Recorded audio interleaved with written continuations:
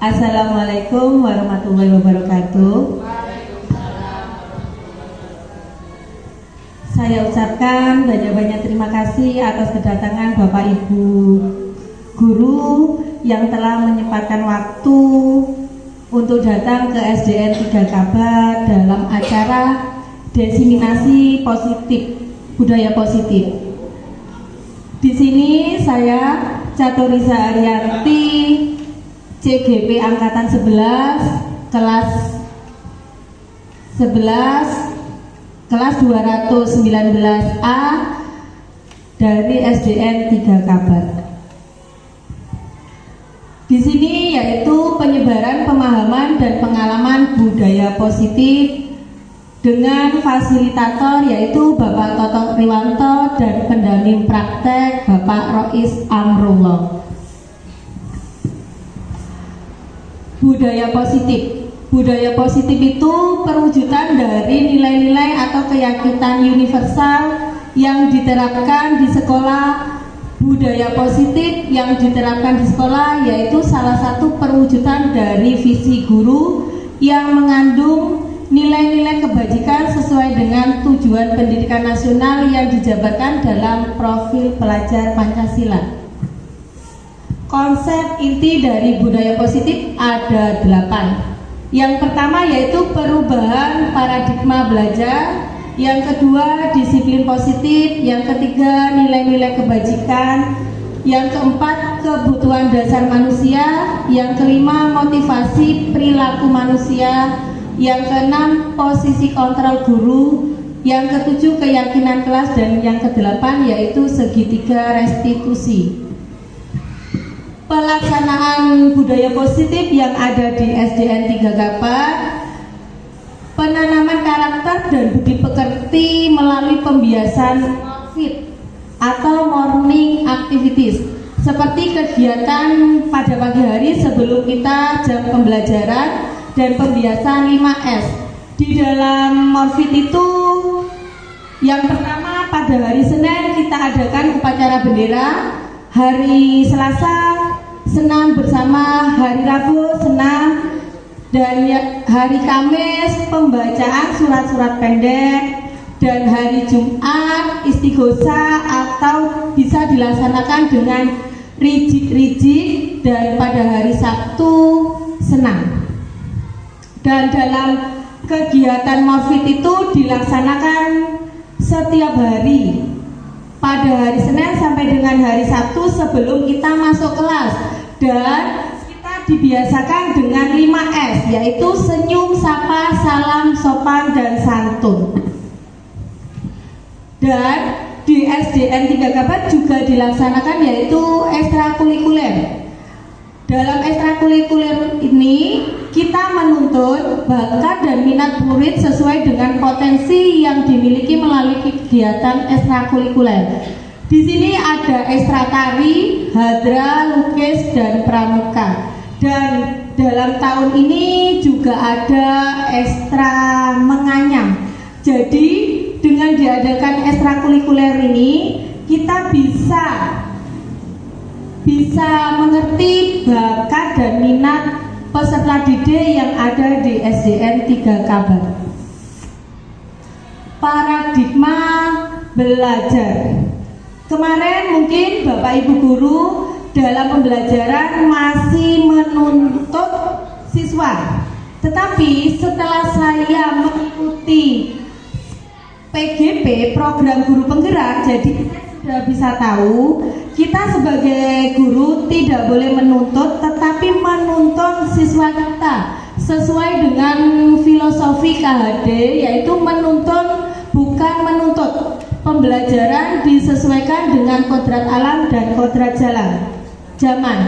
Dalam di sini artinya kodrat alam itu kita bisa mempergunakan yang ada di sekitar kita pembelajaran. Misalnya kita outdoor learning ya, kita bisa menggunakan lahan-lahan yang ada di sekolah kita dalam pembelajaran. Dan sedangkan kodrat zaman kita bisa menggunakan yaitu dengan HP. Anak-anak kita ajari pembuatan YouTube dalam pembelajaran. Jadi pembelajaran kita itu kita menggunakan kayak HP.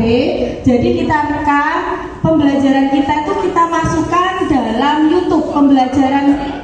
Jadi itu merupakan kodrat zaman. Yang kedua yaitu pembelajaran berpihak pada murid.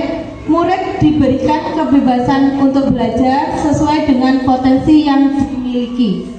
Yang ketiga, pembelajaran menekankan pendidikan karakter sesuai dengan dimensi profil pelajar Pancasila. Yang keempat, pembelajaran tidak mengejar keterampilan kompetensi. Nah, di sini disiplin positif. Belajar mengontrol diri dengan menggali potensi diri sendiri agar tercapai tujuan mulia, yaitu sesuai menjadi seseorang yang lebih baik berdasarkan nilai-nilai kebajikan universal yang kita hargai dan menumbuhkan kesadaran serta memperdayakan murid tanpa imbalan penghargaan atau reward, ancaman atau hukuman. Di sini dalam disiplin positif itu ada menggali potensi diri kita sendiri. Jadi kita sebagai guru, kita harus bisa menciptakan pembelajaran yang kreatif, inovatif, dan menyenangkan agar tercapai tujuan mulia. Dan sedangkan murid tanpa imbalan dan penghargaan atau ancaman atau hukuman. Di sini murid itu tanpa mendapatkan imbalan, apabila kita memperlakukan murid secara baik, murid itu akan senang dan pembelajaran kita akan menjadi menyenangkan.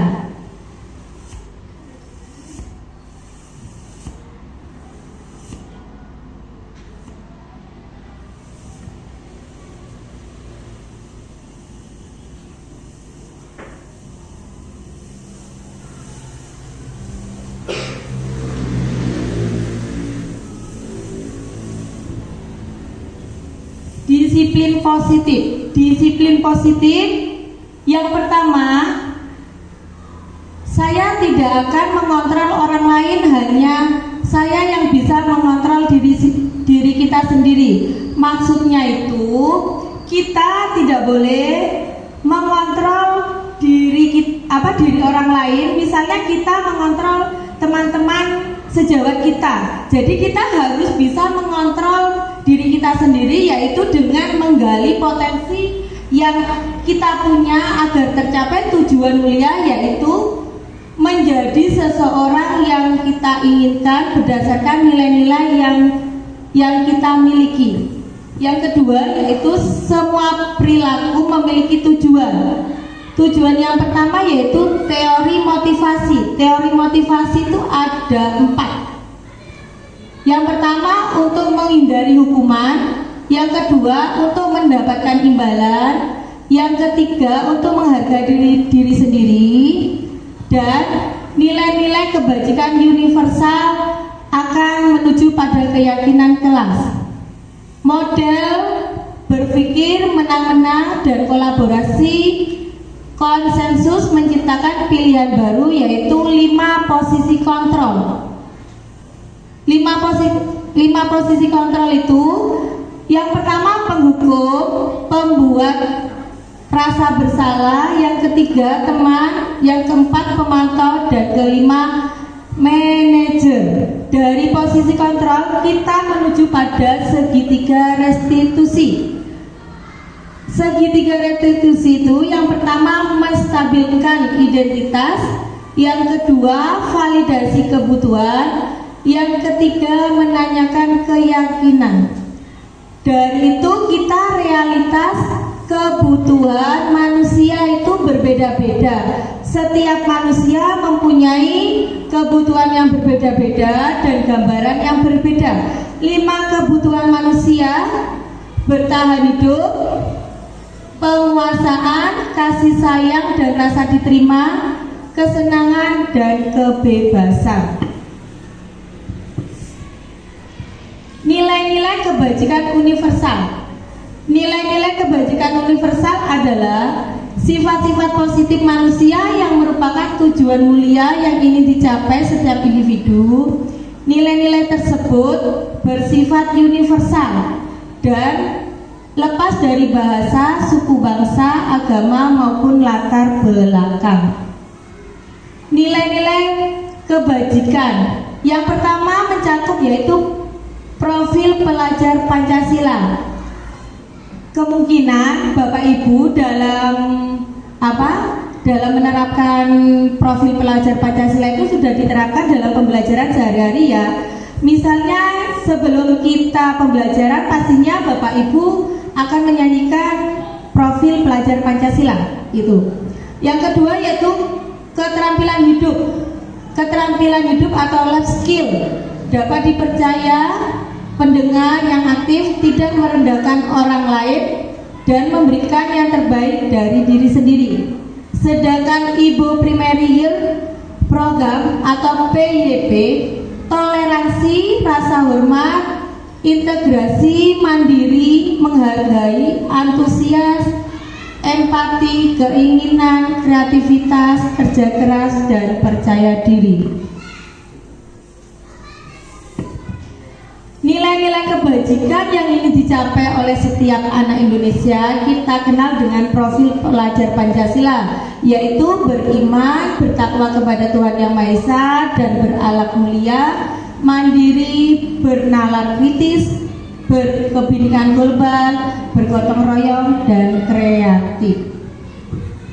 Mungkin Bapak Ibu guru setiap hari sudah menyanyikan lagu profil Pancasila ya? Sudah, mungkin pastinya sudah itu. Ayo sekarang kita berdiri, kita menyanyikan lagu profil pelajar Pancasila.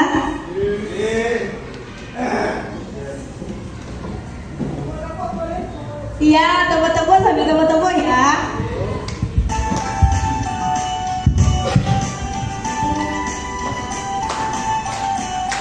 Pelajar Pancasila beriman dan bertakwa pada Tuhan Yang Esa dan berakhlak mulia, berkebinekaan global, gotong royong mandiri, kreatif dan bernalar kritis.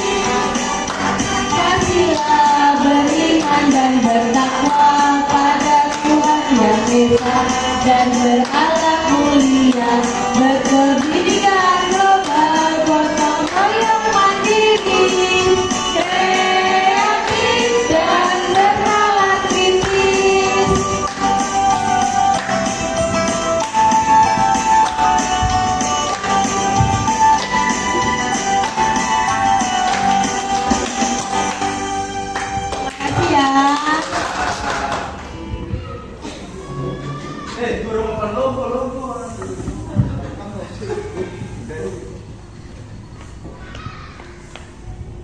Durung diklik ah.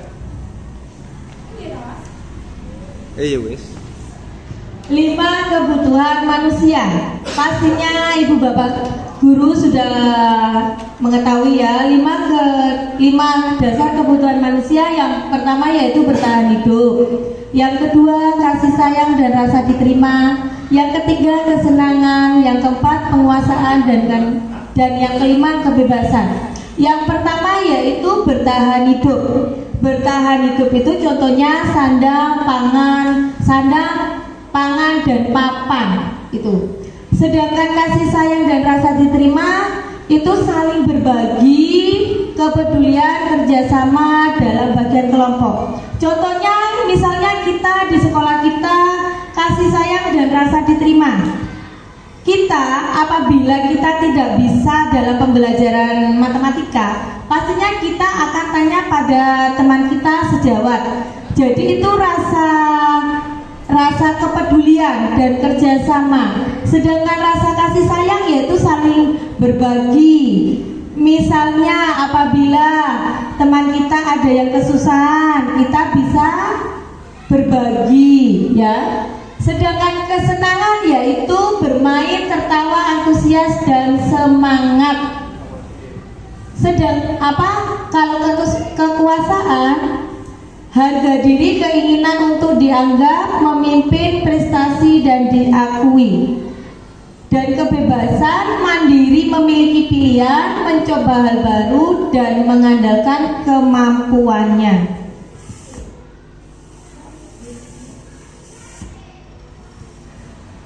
Semua tindakan manusia memiliki tujuan yang tertentu. Apa yang dilakukan adalah usaha terbaik untuk mendapatkan apa yang kita inginkan. Ketika kita mendapatkan apa yang kita inginkan, maka saat itu kebutuhan manusia akan terpenuhi. Contohnya, ketika murid melakukan suatu tindakan yang bertentangan dengan nilai-nilai kebajikan atau melanggar peraturan, pastinya mereka akan gagal memenuhi kebutuhan dasar mereka. Teori motivasi perilaku manusia. Yang pertama, untuk menghindari ketidaknyamanan hukuman, apa yang terjadi apabila saya tidak melakukannya. Yang kedua, itu merupakan motivasi eksternal. Yang kedua, mendapatkan imbalan dari orang lain. Itu merupakan motivasi eksternal. Sedangkan untuk menghargai diri sendiri, saya akan menjadi orang yang seperti apa saya melakukannya. Itu merupakan motivasi internal. Jadi untuk poin 1 dan 2 itu motivasi eksternal. Hukuman, pastinya Bapak Ibu guru di sekolahnya pasti mempunyai hukuman atau sanksi ya. Hukuman itu dilakukan untuk menebus kesalahan atas apa yang dilanggar. Hukuman itu sering dilakukan berupa sanksi fisik maupun psikis atau kesalahan melanggar apa yang dilakukan. Penghargaan atau reward. Penghargaan itu ada pengaruhnya dalam jangka pendek dan jangka panjang. Misalnya kita dalam pembelajaran kemarin tuh saya sebelum mengikuti PGP ini saya sering melakukan penghargaan pada murid saya. Apabila murid saya itu bisa mengerjakan soal, pastinya saya akan mengasih atau penghargaan. Setelah saya mengikuti program PGP, ternyata penghargaan itu mempunyai pengaruh. Itu mempunyai pengaruh. Contohnya, anak itu apabila kita kasih penghargaan, pastinya dia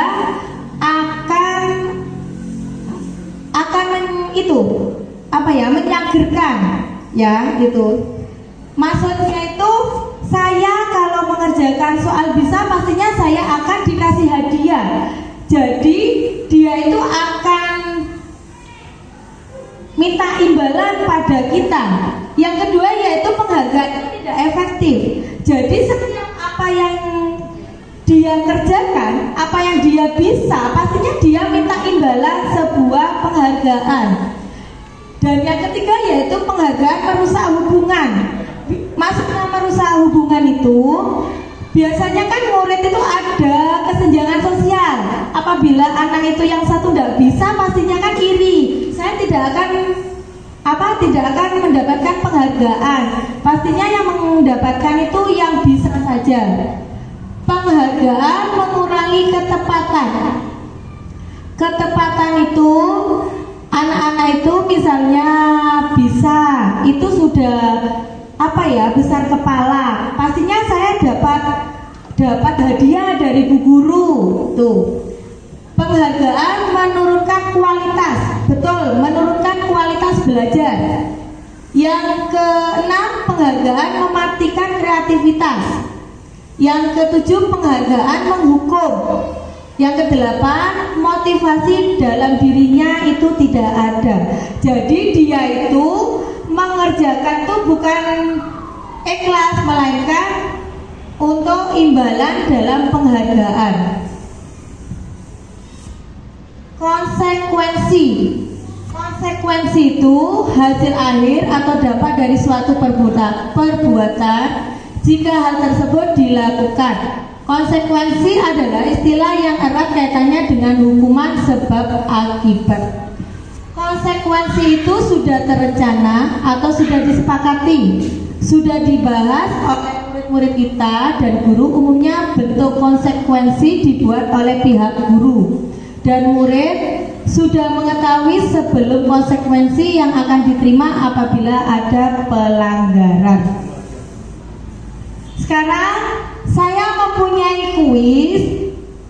Itu Bapak Ibu guru coba tebak itu merupakan konsekuensi apa hukuman. Yang pertama, mencatat 100 kali di dalam buku kalimat saya tidak akan terlambat lagi karena terlambat ke sekolah. Coba Pak Tarik, apa jawabannya?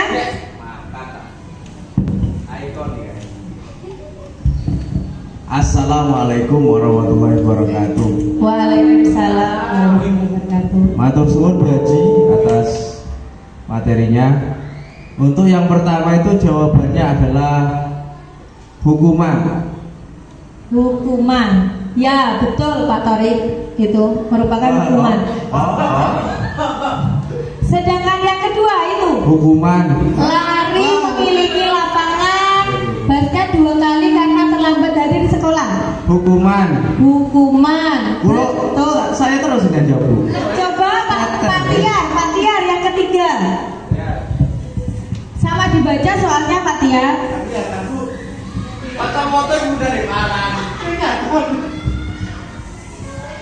Menggantikan kertas tugas teman yang telah dicoret-coret.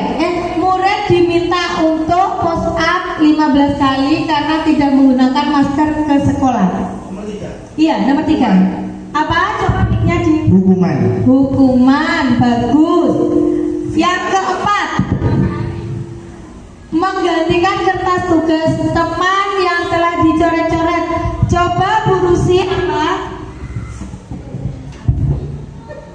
Konsekuensi. Jawabannya konsekuensi. Kok bisa Bu Rusi menjawab konsekuensi? Alasannya apa itu? Alasannya apa itu kok konsekuensi? Apa itu Bu Rusi?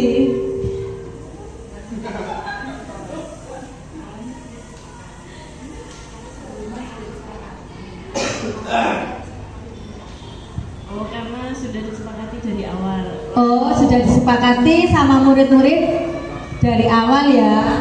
Yang kelima, membersihkan tumpahan air di meja tulis karena tersenggol pada saat belajar.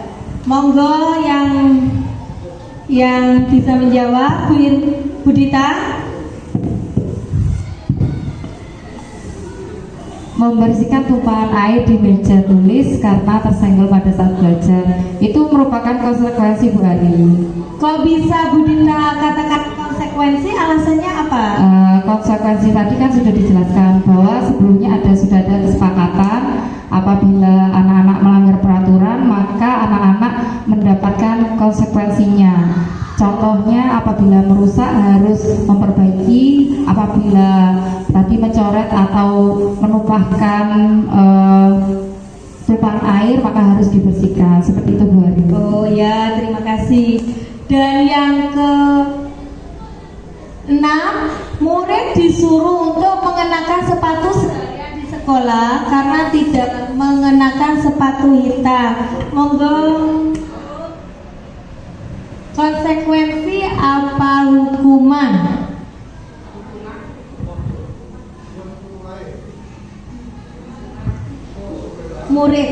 Murid disuruh untuk mengenakan sepatu seharian di sekolah. Hukuman. Matur nuwun. Untuk yang terakhir yaitu lari mengelilingi lapangan basket 2 kali karena terlambat 10 menit untuk pembelajaran PJOK. Mungkin Bu Dewi bisa menjawabnya.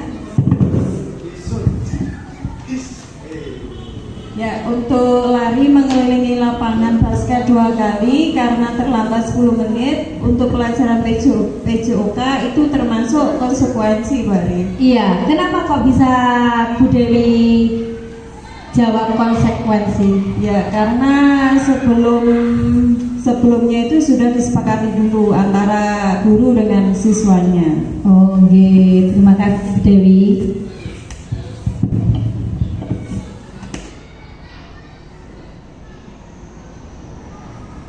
Sekarang Bapak Ibu guru sudah bisa membedakan yaitu antara hukuman dan konsekuensi. Kalau hukuman itu sesuatu yang menyakitkan harus terjadi, sedangkan konsekuensi sesuatu yang harus terjadi. Dan hukuman membuat anak itu sakit, sedangkan konsekuensi membuat anak itu merasa tidak nyaman dalam jangka waktu pendek. Untuk hukuman, anak membenci kedisiplinan, tetapi di konsekuensi anak menghargai kedisiplinan. Dan hukuman itu merupakan paksaan, sedangkan di konsekuensi stimulus tanggapan. Di hukuman, konsep diri yang buruk, di konsekuensi konsep diri yang baik. Dan anak belajar untuk menyembunyikan kesalahan dalam hukuman. Misalnya kita sendiri, apabila anak didik kita itu sudah bersalah, pastinya dia tidak akan mengaku. Kalau di konsekuensi, anak belajar untuk mematuhi peraturan. Dan yang terakhir, kalau di hukuman itu marah, rasa bersalah, dipermalukan, rasa tidak dihargai. Sedangkan di konsekuensi, kehilangan hak, dibuat tidak nyaman atau dihasilkan untuk sementara. Restitusi. Mungkin Bapak Ibu masih asing ya dengan bahasa restitusi. Kalau yang tadi mungkin sudah terdengar yaitu hukuman dan konsekuensi. Restitusi itu proses menciptakan kondisi murid untuk memperbaiki kesalahan mereka sehingga mereka bisa kembali pada kelompok mereka dengan karakter yang kuat.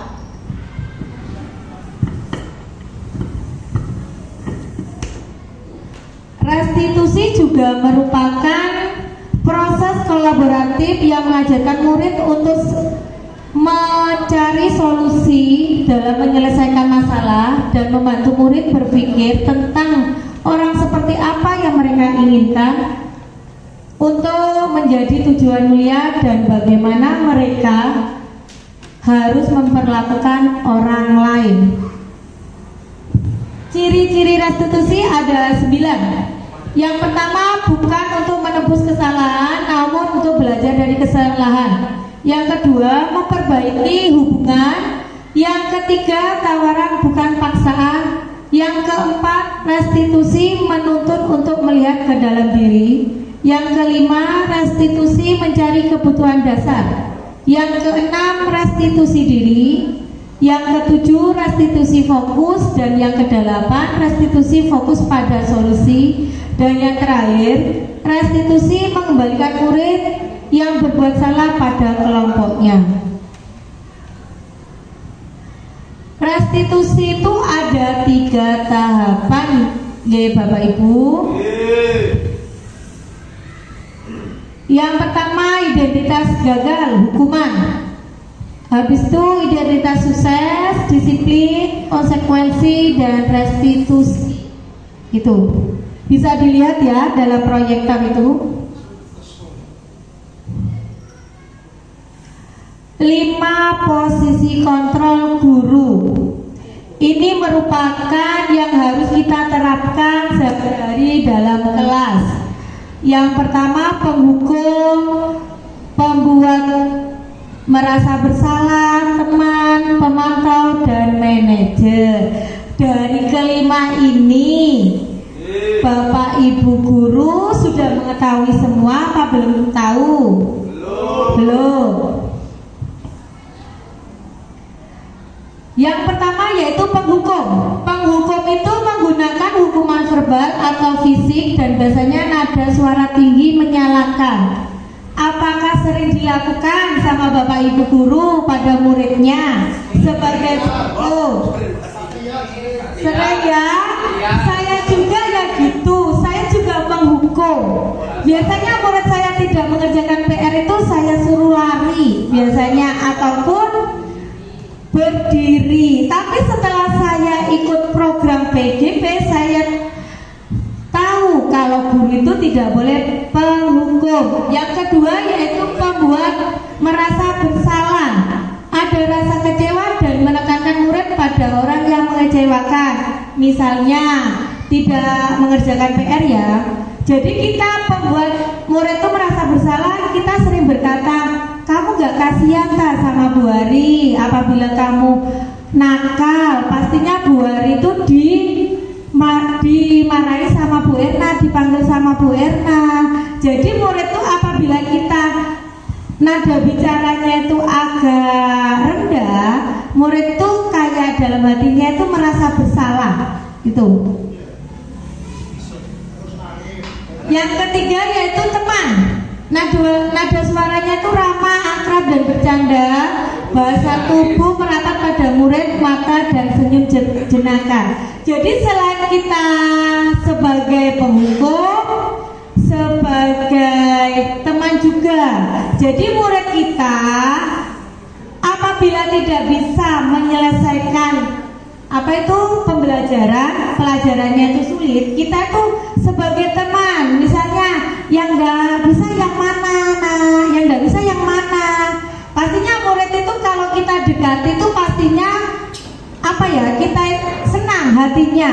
Jadi kita itu dianggap sebagai teman. Sedangkan memantau bertindak sesuai dengan peraturan atau menunjukkan emosi yang berlebihan dengan suara yang datar dan bahasa tubuhnya yang formal. Itu sebagai pemantau.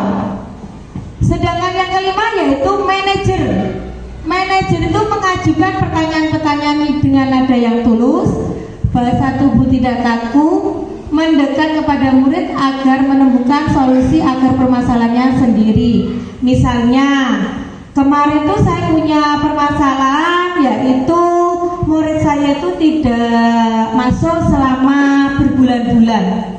Jadi saya merasa putus asa, saya hukum, anak itu tidak jerah. Terus saya dekati, anak itu malah menjauh dan saya di sini ternyata harus menggunakan yaitu manajer. Jadi anak itu kita panggil, kita omongi dengan nada yang halus, permasalahannya apa. Setelah kita gali-gali ternyata ada solusinya. Oh, ternyata anak ini seperti perilakunya seperti kayak gini. Misalnya ada yang broken home, ada yang biasanya kalau di daerah Mantren sini tuh kebanyakan ikut neneknya, jadi kurangnya kasih sayang. Berarti kita itu harus sebagai teman juga sebagai manajer.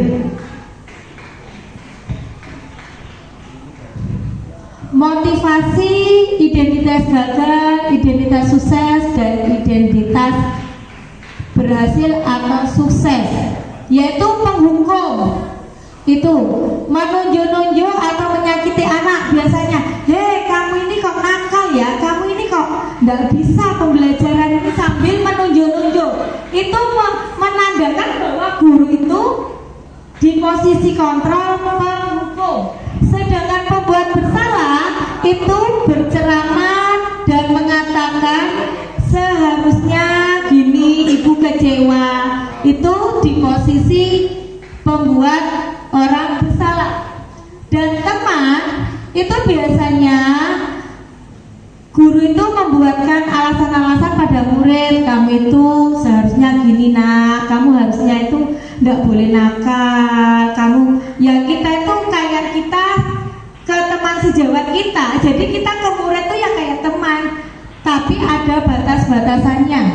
Dan sedangkan pemantau itu menghitung dan mengukur, dan manajer itu mengajukan pertanyaan-pertanyaan yang menyakitkan murid itu.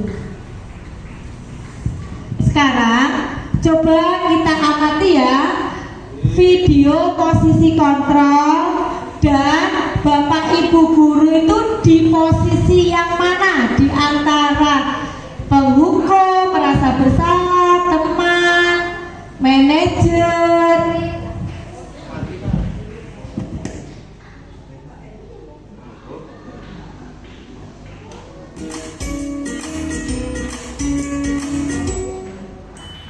Salam bahagia Ibu dan Bapak guru hebat.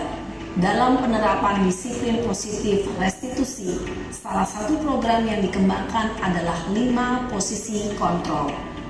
5 posisi kontrol dalam restitusi adalah proses perjalanan seorang pendidik agar dapat mengenali dirinya. Pada video kali ini, kita akan membahas tentang 5 posisi kontrol yang dikembangkan oleh Diane Goshen dan contoh penerapannya.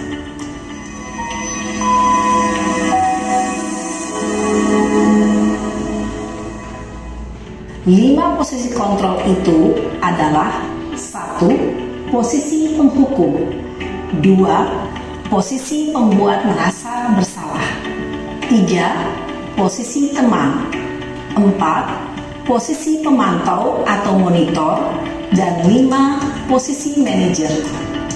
Untuk lebih memahami kelima posisi tersebut, mari kita saksikan kasus Naren yang terlambat hadir 20 menit di sekolah dan melihat bagaimana kelima posisi kontrol dalam menghadapi masalah tersebut.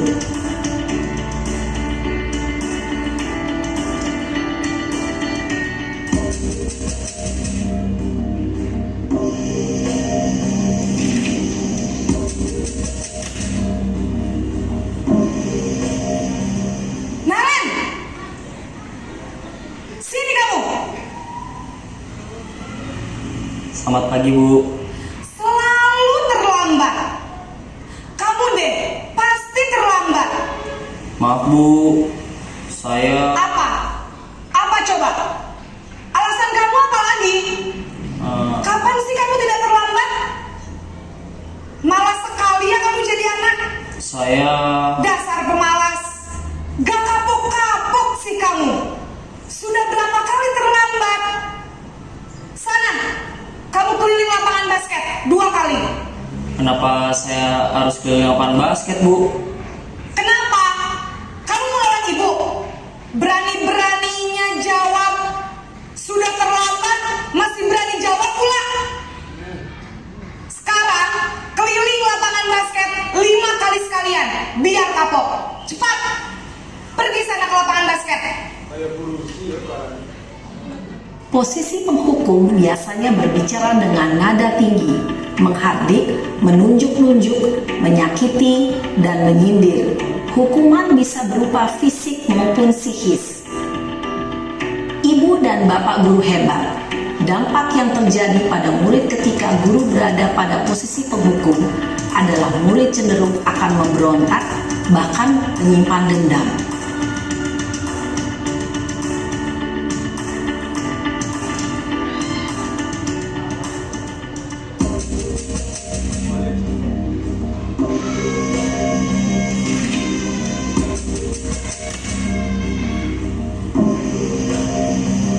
Naren!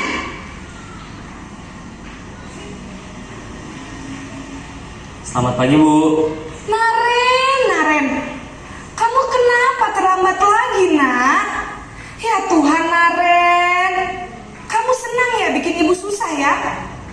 Kalau kamu terlambat lagi, nanti ibu yang ditegur bapak kepala sekolah, nak. Disangka ibu tidak bisa membina kamu. Duh, gimana ini? Maaf, Bu. Duh, Gusti Naren, kamu suka ya kalau ibu ditegur bapak kepala sekolah?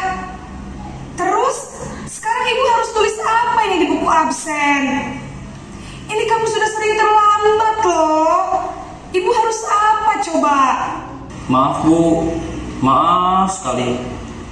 Ya sudah, lain kali jangan bikin ibu susah lagi ya, nak ya. Ibu tidak akan kuat lagi kalau kamu begini terus. Bisa jantungan kalau ibu ditegur bapak kepala sekolah. Sana cepat ke kelas. Maaf ya, Bu. Maaf sekali. Posisi pembuat rasa bersalah berbicara dengan nada tenang, cenderung lembut. Namun kata-kata yang diutarakan membuat murid merasa menjadi orang yang gagal, memandang buruk dirinya sendiri, merasa tidak berharga, dan tidak sanggup membahagiakan orang lain. Ketika guru mengambil posisi pembuat rasa bersalah, murid akan menganggap dirinya yang bersalah dan ia akan menyimpan emosi negatif tersebut di dalam dirinya.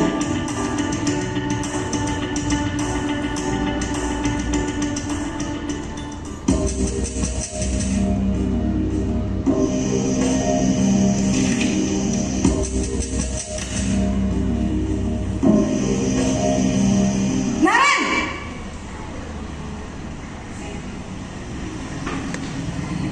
Selamat pagi, Bu. Wah, sudah jam berapa ini, nak? Terlambat lagi ya, sayang? Iya, Bu. Habis ibu saya lupa bangunkan saya, Bu. Kamu malah menyalahkan ibu kamu. Kamu bukannya anak yang larinya paling kencang. Kok terlambat sih? Iya, Bu. Saya memang terlambat bangun tadi. Jadi, biarpun saya lari kencang, tetap gak kekejar, Bu. Ya sudah sana, nanti lain kali larinya lebih kencang lagi ya. Biar gak terlambat lagi. Bikin seneng ibu, demi ibu. Bisa kan? Bisa lah, Bu. Ya sudah sana masuk kelas. Ibu beresin urusan absen kamu. Kamu ini ada-ada saja. Dalam posisi teman, guru berbicara dengan nada suara ramah, akrab, cenderung bersenda gurau untuk menjaga suasana tetap santai. Murid akan merasa senang, aman, dan akrab dengan guru. Identitas yang tercipta adalah identitas sukses atau berhasil. Namun, perlu diingat, karena ini masih dorongan eksternal, maka ada faktor ketergantungan dari murid kepada orang tertentu. Di sini guru absennya, sehingga di lain waktu murid bisa berperilaku baik, namun hanya kepada orang-orang tertentu saja.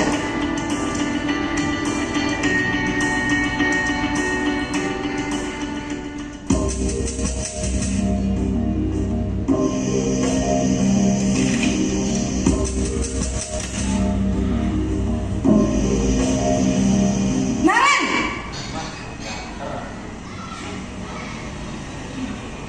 Selamat pagi, Bu. Naren, apa peraturan sekolah kita tentang jam berapa kita harus masuk sekolah, nak? Kita harus di sekolah jam 7, Bu. Iya betul, sekarang sudah jam 7.20. Naren sudah tahu konsekuensinya jika terlambat hadir. Paham, Bu. Saya harus tinggal kelas pas jam istirahat selama 20 menit. Iya benar, konsekuensinya demikian. Jadi nanti jam 9.30 pas istirahat, kamu harus tinggal di kelas, kerjakan tugas tambahan untuk ketertinggalan kamu, ya? Baik, Bu. Posisi pemantau mengandalkan penghitungan atau data untuk mengontrol murid. Guru mengarahkan murid berdasarkan peraturan dan konsekuensi. Seorang pemantau menunjukkan bahasa tubuh dan ekspresi wajah yang datar dan cenderung formal.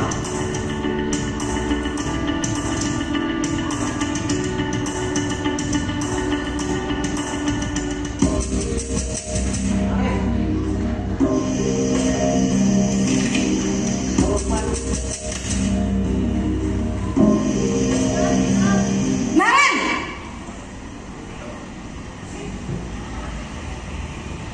Selamat pagi, Bu. Selamat pagi, Naren. Maaf, Bu. Saya terlambat. Iya, sekolah masuknya jam 7, sekarang sudah jam 7.20. Jadi sekarang bagaimana ini, Naren? Maaf, Bu.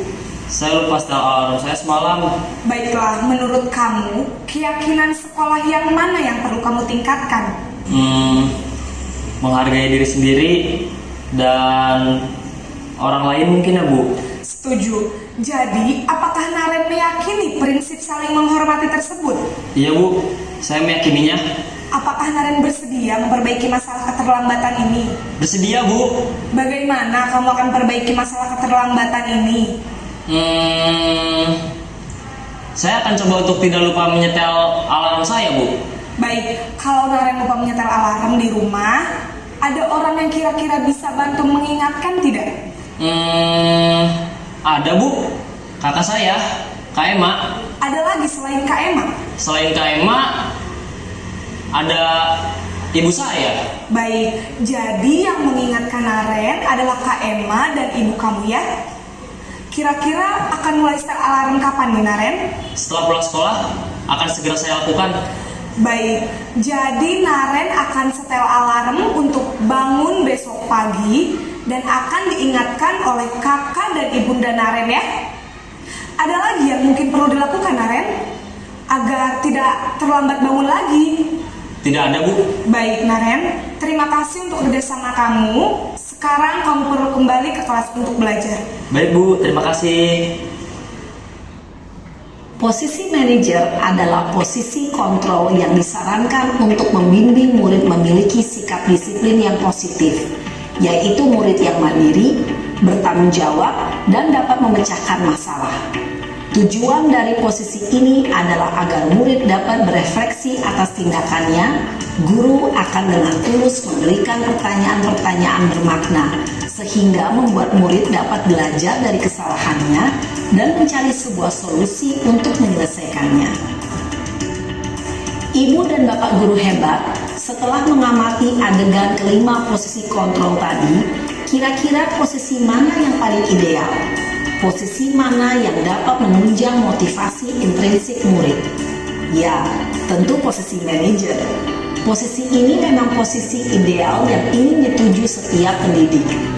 Pada posisi inilah, guru dapat menerapkan disiplin positif yang berpihak pada murid, yang memerdekakan murid. Perjalanan seorang pendidik tentunya tidak mudah untuk sampai pada posisi seorang manajer.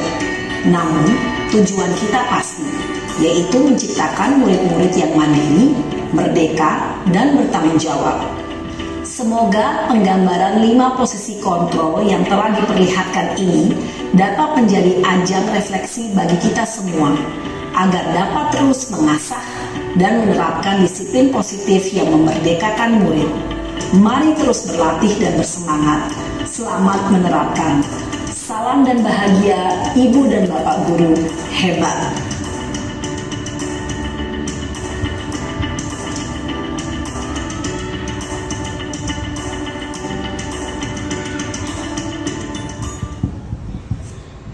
Nah, dari video tadi itu merupakan 5 posisi kontrol, ya.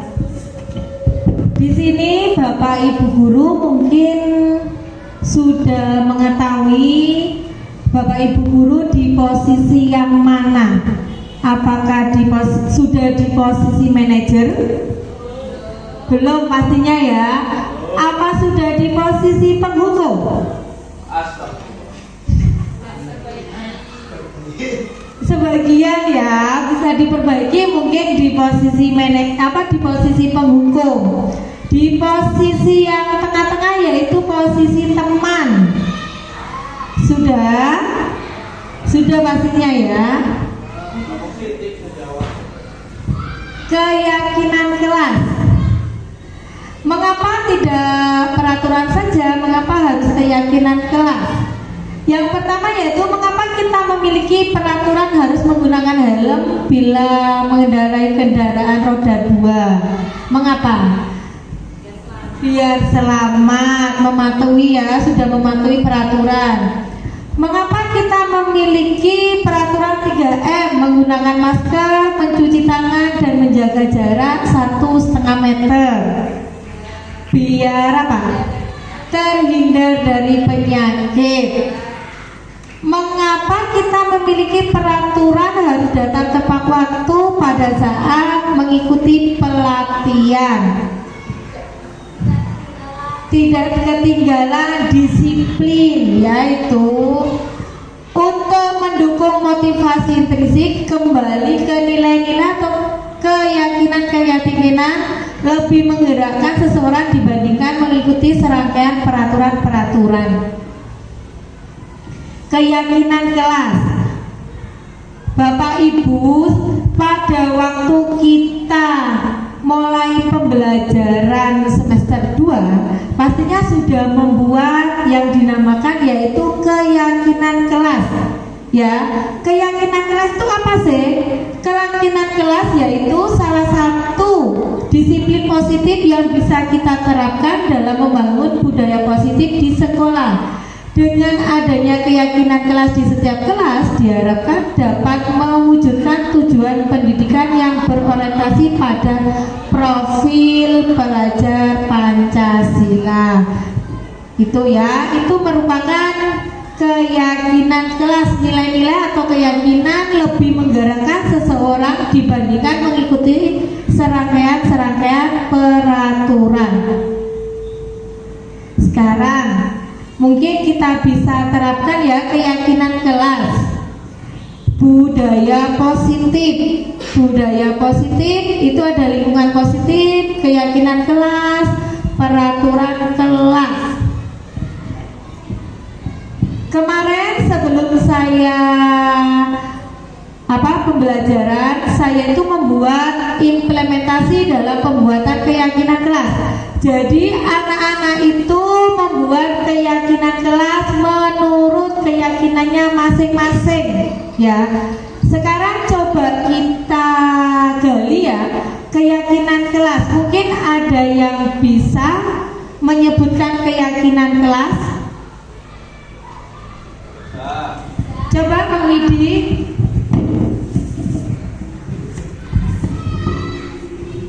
Cek. Keyakinan kelas yang pertama, datang tepat waktu. Datang tepat waktu. Ya, yang kedua.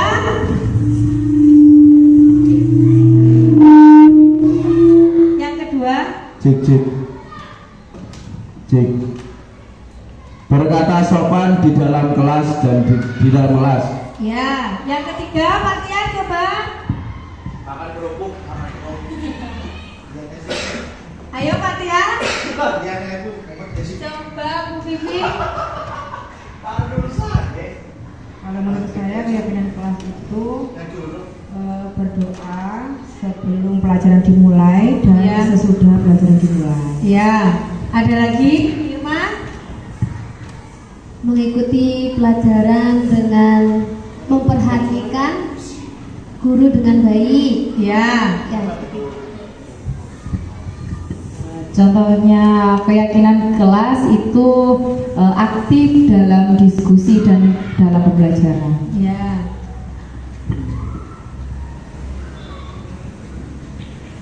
Makan dan minum di luar kelas nggak boleh, waktu pembelajaran itu makan. Ya, itu merupakan contoh dari keyakinan kelas ya. Jadi keyakinan kelas tuh dibuat anak sendiri, murid kita sendiri, dan dilakukan oleh murid kita sendiri, tetapi tidak mengikat untuk keyakinan kelas itu. Selanjutnya yaitu segitiga restitusi. Segitiga restitusi itu apa sih?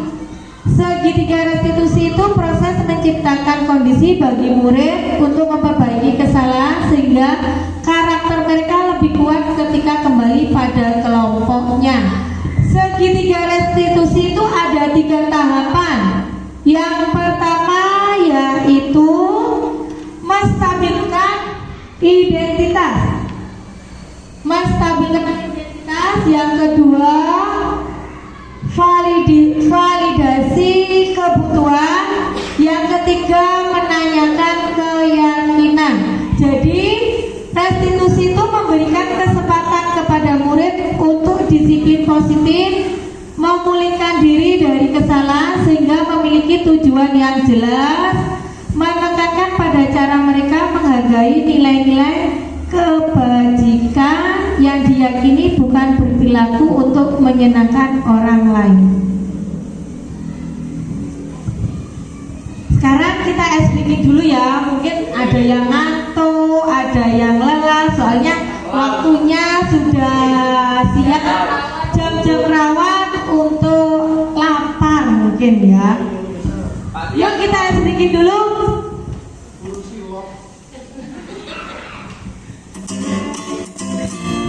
Iya sih.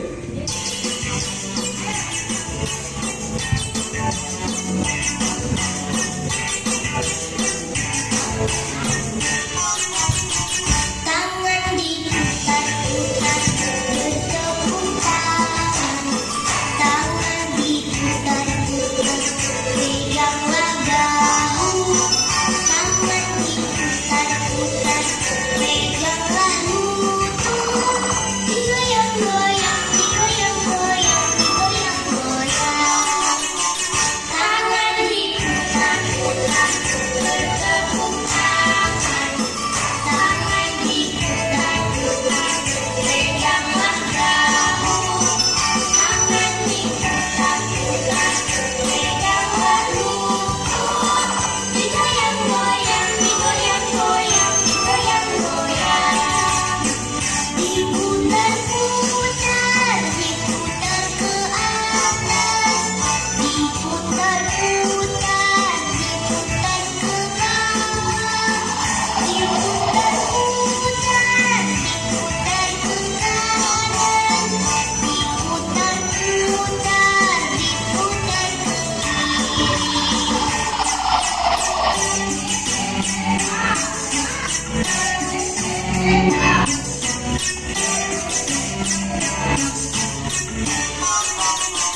tangan diputar-putar bertepuk tangan, tangan diputar-putar peganglah bahu, tangan diputar-putar peganglah lutut, digoyang-goyang, digoyang-goyang, digoyang-goyang.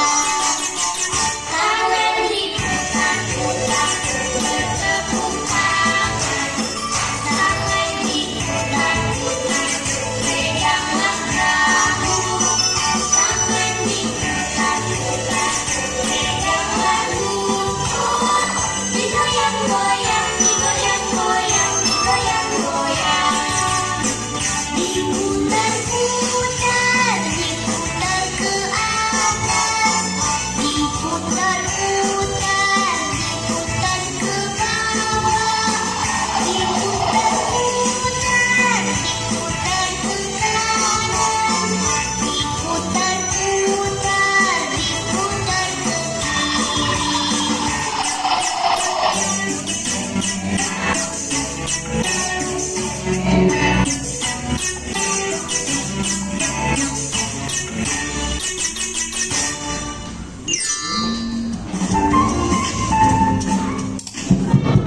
Sudah fresh Bapak Ibu?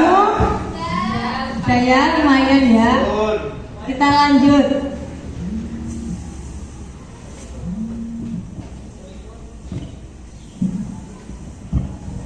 Yang pertama untuk segitiga restitusi yaitu menstabilkan identitas. Untuk membuat anak merasa gagal karena berbuat salah menjadi positif terhadap dirinya. Guru berkata, berbuat salah itu manusiawi. Seperti kemarin itu saya mempunyai masalah dengan murid saya. Murid saya itu makan di dalam kelas. Jadi saya dalam menyelesaikan masalah saya menggunakan segitiga restitusi. Yang pertama menstabilkan identitas.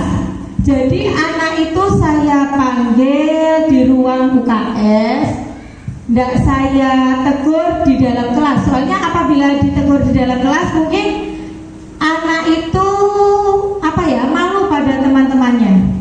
Jadi saya hadapkan ke UKS, saya panggil, habis itu saya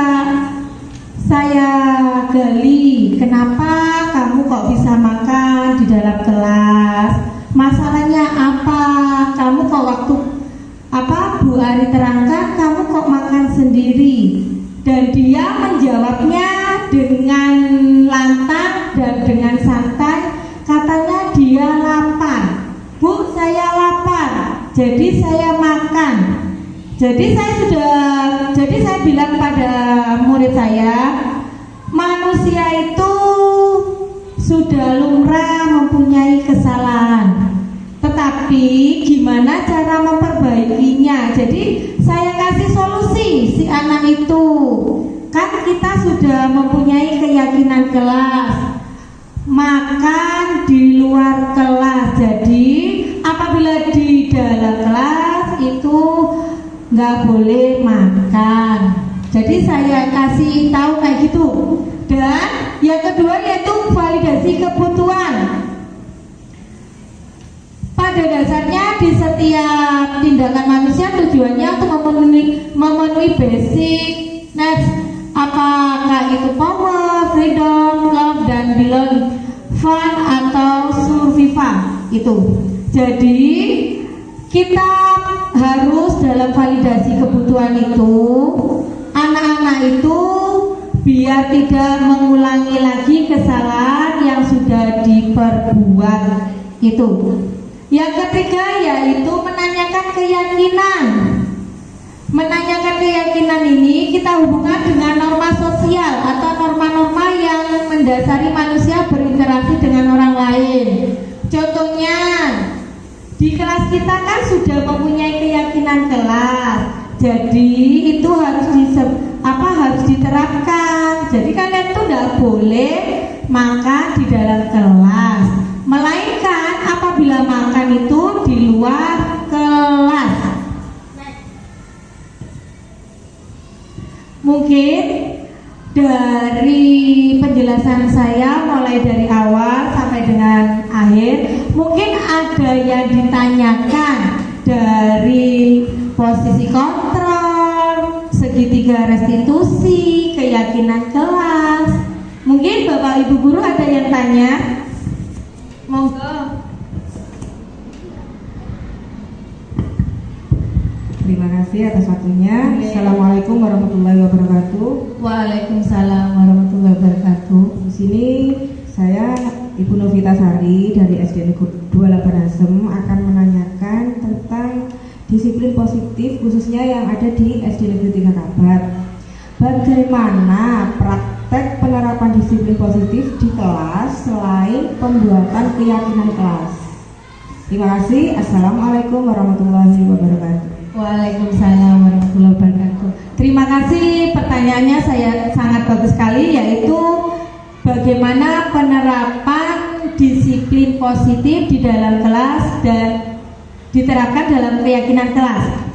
Di SDN 3 Kabat itu sudah ada disiplin positif, yaitu yang dinamakan dengan morfit. Itu dilakukan sebelum pembelajaran. Tetapi yang ada di dalam kelas itu, seperti saya sendiri, sebelum kita pembelajaran, kita berdoa bersama. Habis itu kita membacakan Pancasila dan menyanyikan profil Pancasila. Selain itu ada ada 4 kata ajaib. Ya, mungkin Bapak Ibu bertanya-tanya apa sih kata ajaib itu? Kata ajaib itu apabila kita berbuat salah, kita minta maaf. Apabila kita butuh bantuan, kita minta tolong. Dan apabila kita lewat, kita permisi.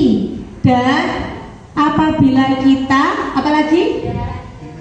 diberi hadiah, kita bilang terima kasih. Mungkin itu bisa diterapkan di kelas kita masing-masing. Itu merupakan disiplin positif yang ada di SDN 3 Kabat. Mungkin ada pertanyaan lagi?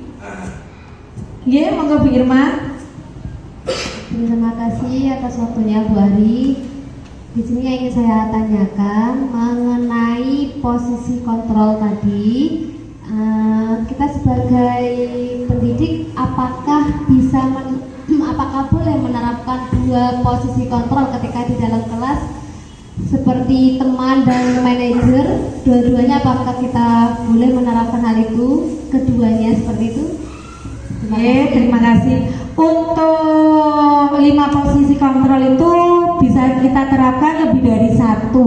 Misalnya kita sebagai teman dan sebagai manajer itu bisa diterapkan. Jadi lebih dari 1 itu bisa kita terapkan dalam pembelajaran kita sehari-hari.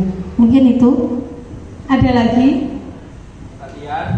Pak Tia, Pak Fauzi, Bu Rusi, mungkin ada yang bisa ditanyakan? Ayo Bu Rusi. Sudah cukup? Mungkin ya, monggo Pak Widi.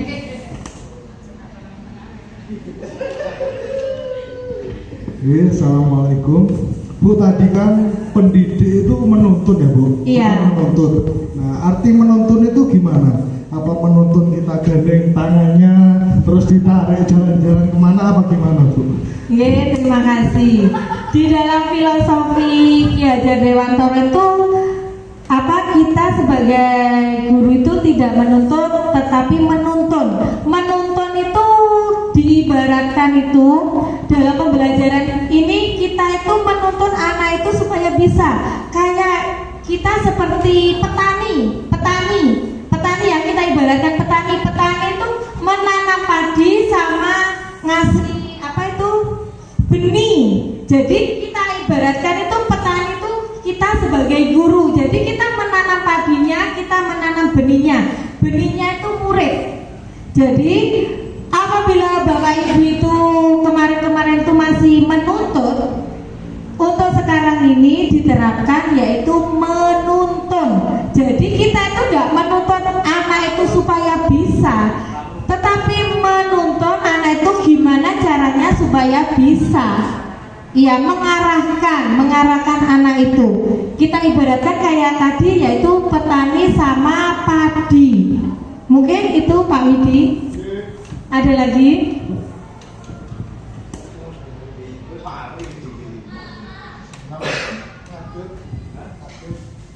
Monggo berdiri Pak Torek.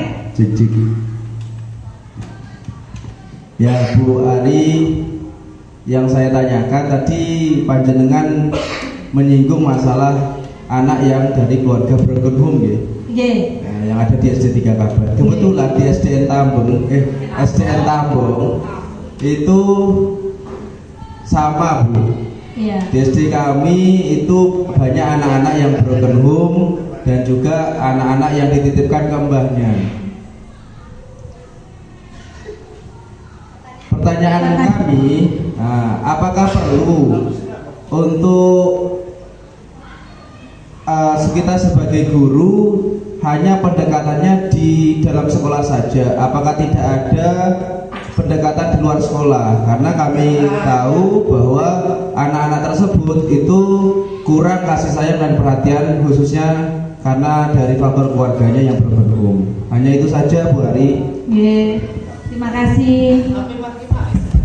Mungkin ya untuk anak yang broken home atau dititipkan pada mbaknya ya, biasanya itu kurang kasih sayangnya. Jadi di sekolah itu anak biasanya anak itu anak yang nakal, anak yang gimana, itu kan kurang kasih sayang dari seorang orang tua. Kalaupun kita di sekolah, itu orang tua murid itu kita, iya kan? Jadi kita itu sebagai pengganti orang tua.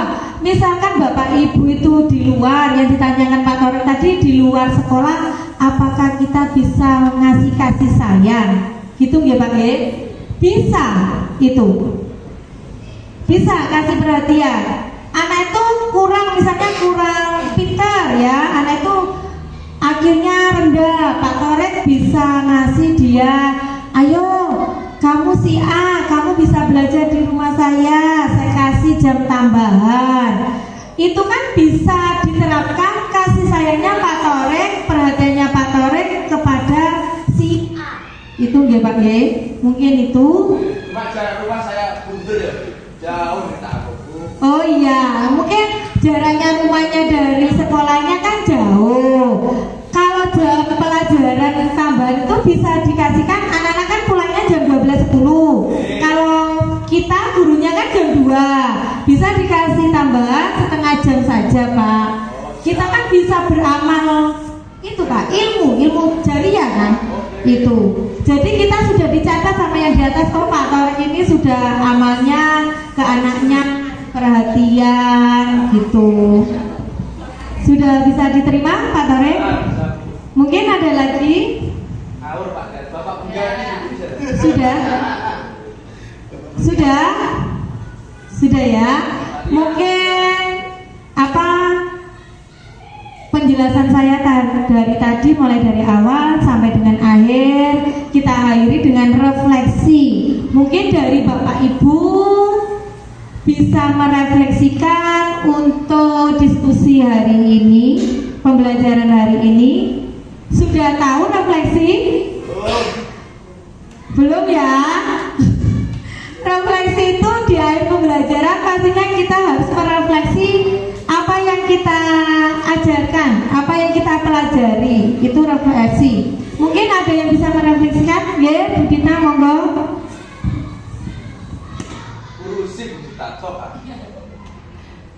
Assalamualaikum warahmatullahi wabarakatuh. Waalaikumsalam. Sebelumnya saya apresiasi kepada Bu Ari, luar biasa diseminasinya, yaitu tentang aksi nyata diseminasi budaya positif yang sudah diterapkan. Refleksi untuk hari ini, saya semakin kuat untuk materi tentang disiplin positif, nilai-nilai kebajikan, keyakinan kelas, 5 posisi kontrol, restitusi, segitiga restitusi, dan masih banyak lagi tadi yang sudah dijelaskan Bu Ari. Saya semakin mengerti di mana kita sebagai guru harus bisa intinya memposisikan kita sebagai posisi paling ideal, yaitu sebagai manajer, dan memberikan dan menanamkan pada anak-anak kita nilai-nilai kebajikan yang sudah kita yakini bersama untuk memunculkan pembiasaan-pembiasaan positif dan bisa berdampak bermakna pada murid. Itu saja yang bisa saya sampaikan Bu Ari. Terima kasih. Terima kasih Bu Dita untuk refleksinya. Mungkin ada tambahan lagi untuk refleksinya? Pak Tia, sudah cukup ya? Itu refleksi dari Bu Dita, dan saya akhiri mungkin cukup sekian kurang lebihnya, dan apabila ada perkataan saya yang kurang menyenangkan, saya mohon maaf. Saya akhiri. Wassalamualaikum warahmatullahi wabarakatuh.